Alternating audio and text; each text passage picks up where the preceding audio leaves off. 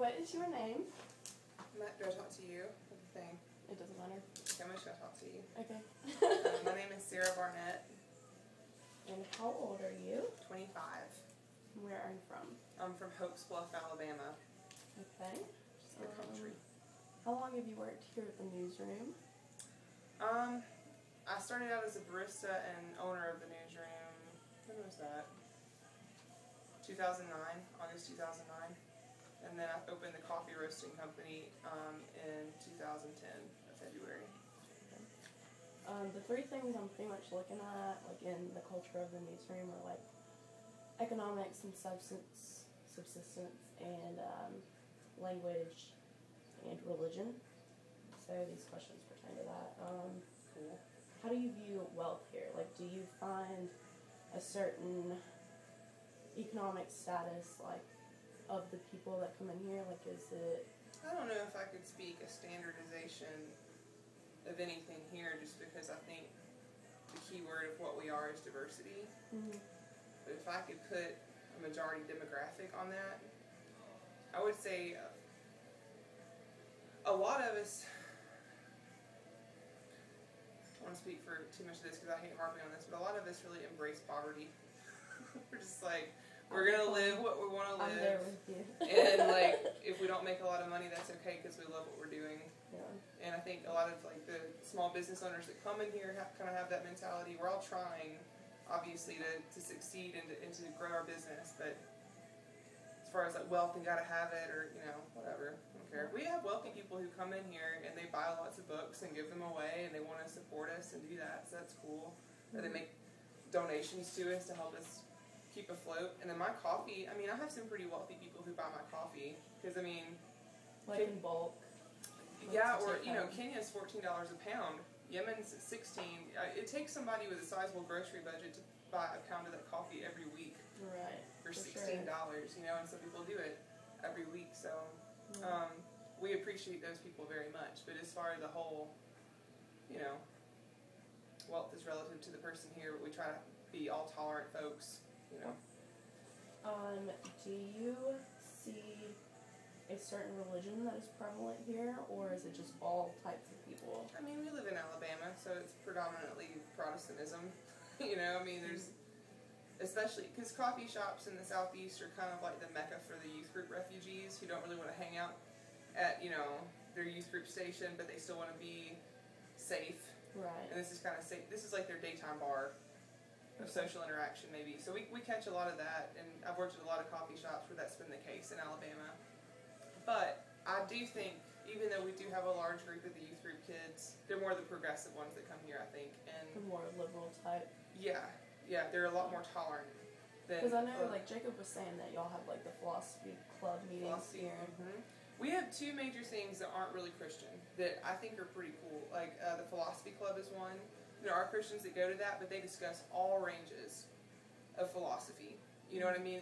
And they even had one kind of geared towards Christians. They had a free will versus determinism session where I was sure somebody was going to get shot. You know, like we don't really discuss that in public with 60 people in the room. Right. Because, I mean, I can't even do it with one person, you know, because it's really hard because it just gets kind of belligerent after a while if you're not completely tolerant. But it went well, you know, and they talk about, you know, the purpose of the idea of God. Yeah. Why do we feel that we need this idea of God? I think you just get so many people that aren't willing to be flexible. They're just like, this is my opinion. Yeah. This is what's right. Like.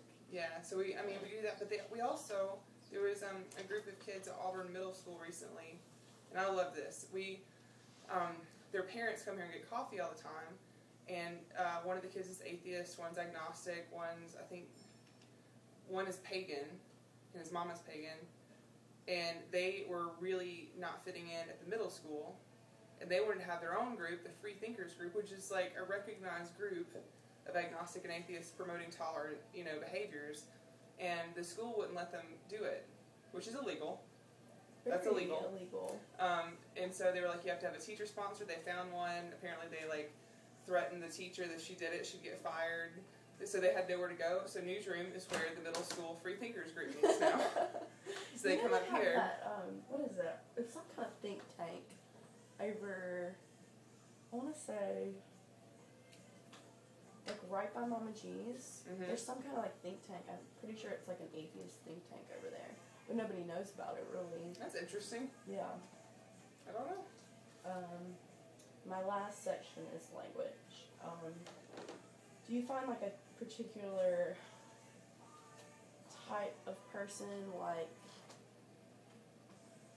you know, that's definable by the way they talk and or dress? You mean hipsters? Yes. We have hipsters. We're probably like anything else? We're probably like the hipster mecca of Auburn. Hipster mecca. We are also a large crazy magnet. I would say there's probably as many crazy people that come here as there are hipsters. Right. That have really nowhere else to go. So you can see like any range of people that come in here. I see a lot of like musicians in here. Like, are There they are in a here lot of talking musicians. about music a lot? Right down the road is where the Good Doctor lives, and they're like a local band. And they literally live like 4 houses down, and they all live in that house. There's like 5 of them. And there's people who constantly float in and out of that house, musicians from Nashville and Atlanta. So they all walk down here multiple times a day and get coffee in between their sessions. They just practice music all day. So I feel really fortunate as an owner to have that kind of culture that comes in here. Because I think it's cool. Like they don't cool. work. They just like play music all day, and they just kind of live their life, and they come and share like parts of their daily life here, and we're all like a big family of just this one block, and it's wonderful. And then we have the people on the block, like the tattoo studio, which is really cool, and all the tattoo artists come and get coffee every day. They're really interesting people. I think there's only one person there that's Christian, and the rest are atheist. Mm-hmm. One's a Republican atheist, and one is a anarchist Libertarian atheist.